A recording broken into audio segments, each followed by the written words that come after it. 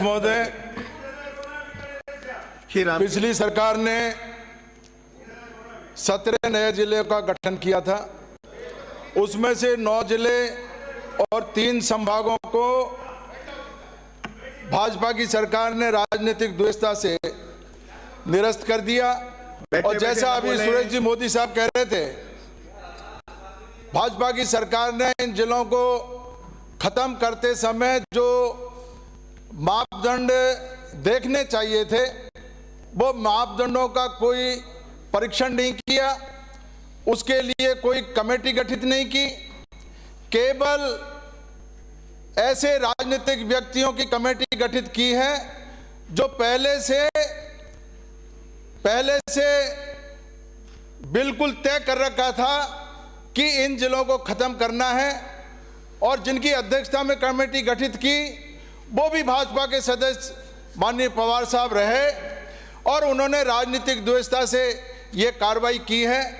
जैसे अभी मोदी जी ने कहा है, कहीं आप दूरी का मापदंड लेते हैं, कहीं आप जनसंख्या का मापदंड आप बता रहे हो, और अखबारों के माध्यम से जो हमें जानकारी मिल रही उसमें आपने कहीं दूरी के लिए, तो मैं आपके दूरी के लिए आपको कहना चाहता हूं, आप डी की दूरी मात्र भरतपुर से 38 किलोमीटर है, और हमारे सांचौर में 140 किलोमीटर की दूरी है।